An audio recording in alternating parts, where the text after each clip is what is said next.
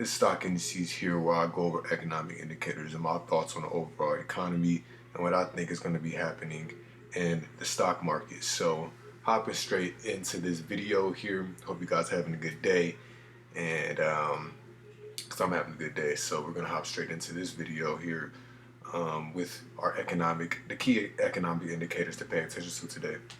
So today is the 11th, and we didn't have much as far as economic news, economic data.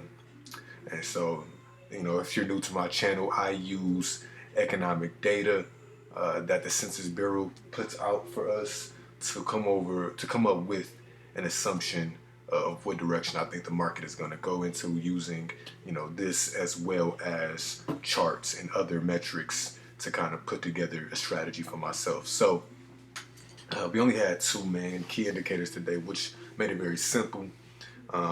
We had consumer price index and core CPI. Consumer price index came previously at 0.9%, dropped down to 0.5%, which was a 4% decrease in the consumer price index. And if you don't know what consumer price index is, what that measures is prices of goods and services, and it gives us a percentage as to, if those prices of goods and services are either increasing or decreasing. So if consumer price index is going down in percentage, that means that the prices of goods and services and things of that nature are also decreasing. If it's increasing, that means that there could be a problem with inflation. So we see those numbers decreasing, which could be good for spending, because that means that prices of everything is starting to kind of deflate from when after COVID. After COVID hit, we had those huge spikes in inflation, but here we see those numbers are kind of coming down here for core CPI. Core CPI is kind of the same exact thing, except for the fact that core CPI has a little bit of more of a broad,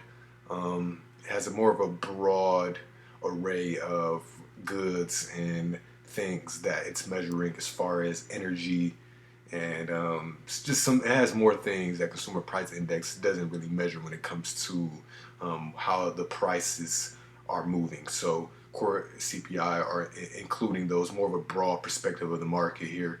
And so we can see those numbers also decreasing a little bit more to 0.3%, coming off of 0.9%. So we see those numbers.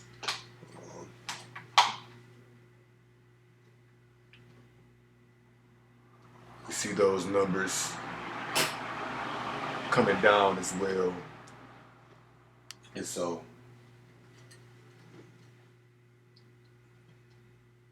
give me 1 second. See those numbers coming down as well, which looks good for the market. So we're going to hop straight into these charts here, break down the overall market here. This is the E-mini futures for the S&P 500 here. I checked these to kind of give me an overall view of what the market is doing here. Looking at the daily chart, you can see that the market is still making higher highs, still looking strong, and it's right above our previous highs. We had these highs about right here, and it's not that much above those highs, just kind of gearing ahead here slowly. We're staying above that 9 moving averages. That's 9 simple moving averages, the estimate here that I have, which is indicating to us that we're seeing bullishness still in the market. We're not oversold. We're not overbought on the RSI yet, which also indicates that we could still have room here for this market to go higher. But if we look at a weekly chart here, we may see something a little bit different. So we look at a weekly chart here. We're just now getting above here in this overbought area. So just be expecting in the next couple weeks to maybe see a week of some heavy pullbacks, just because you can see here whenever we get to this overbought area, we see kind of a pullback. We got up here this overbought area, and then soon after saw the market pull back. So I think the RSI. It's most accurate with the RSI. So just pay attention, to that. So the market is strong, but and most definitely has a lot more room to continue to go higher. But I would be expecting for, you know, how the market is moving right now in its bullish direction. I would be expecting for investors and the big hedge funds and things of that nature to eventually come here, maybe take a little bit of profits off the table, and the market may pull back to this 21 EMA, not EMA, excuse me, to this 21 SMA. We can see quite a bit that the market likes to move and bounce off this 20 SMA quite not quite often do we ever see the market pull back to this 180. It's not very often that happens, and if it does, that is some extreme bearishness.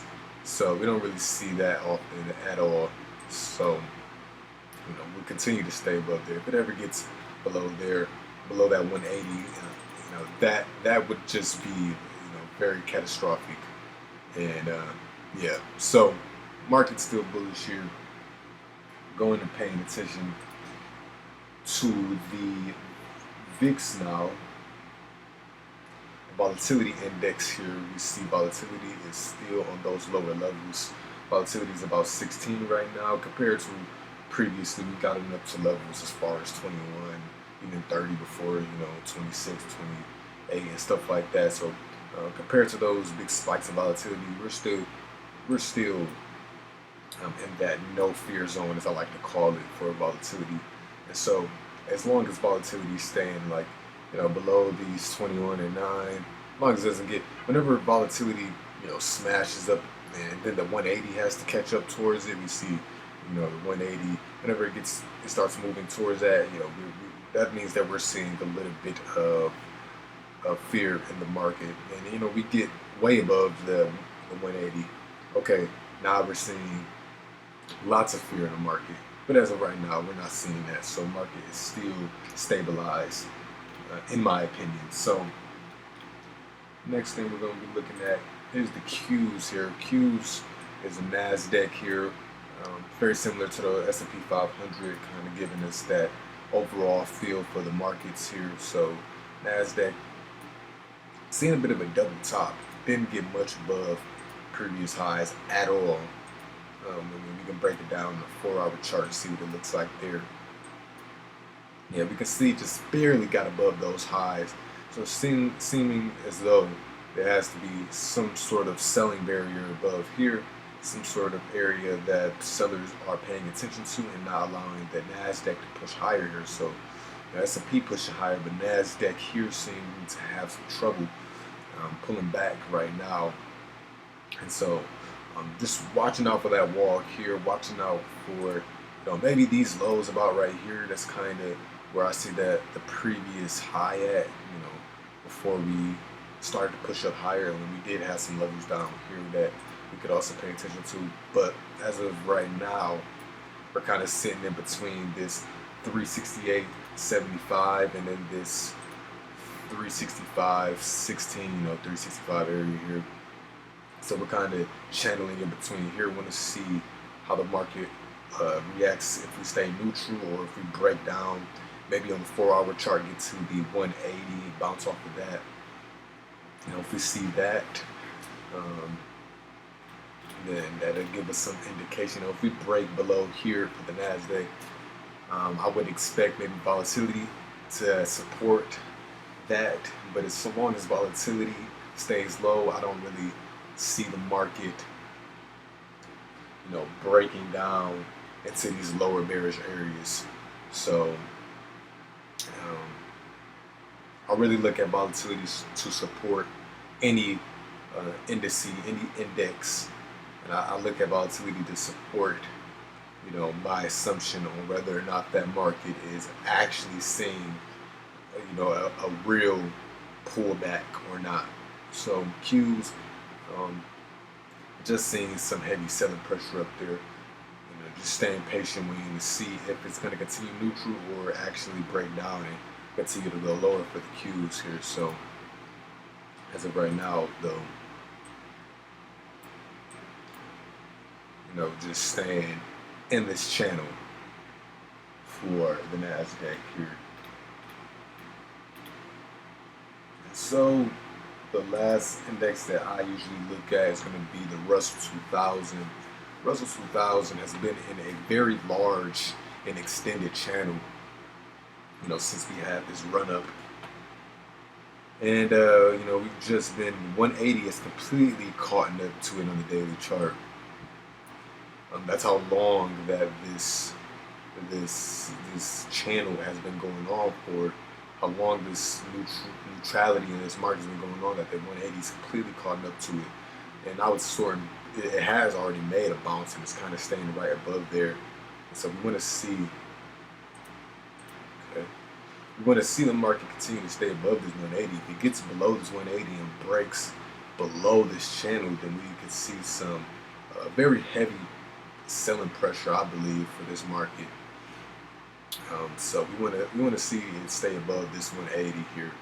If we, like I said, if we get it below here, it'll be breaking below the 180, which is that long-term moving average. And if it gets below that long-term moving average, then it's not looking good for the Russell 2000. As of right now, though, it is making highs, and it is staying above the 180s. It's fighting to stay in this channel. I believe that since it's above these moving averages and the buyers seem to be a little bit aggressive, I think that it'll make its way back up to all-time highs. So it has to be some really catastrophic news or something that has to come out to allow this market to just drop. So, and it's very unlikely that would happen. But with the stock market, my motto is everything is random, and just be ready to manage your risk at all costs. So that is for the Russell 2000. And I'm gonna look at Google today. Google's interesting to me. Google's one of those stocks that I continuously trade over and over again, just because it reminds me just of another index. It's very slow paced, and it very heavily follows the S&P 500. So I just love to trade this Google here. So Google had a nice run up, pushed up, pulled back, and now we've just been kind of sitting above the 21, and now we're above the 9. Seen a little bit of a pullback right now. It's just slowly grinding up, and it kind of is looking like, it's forming a U here. I look like it's forming a U. So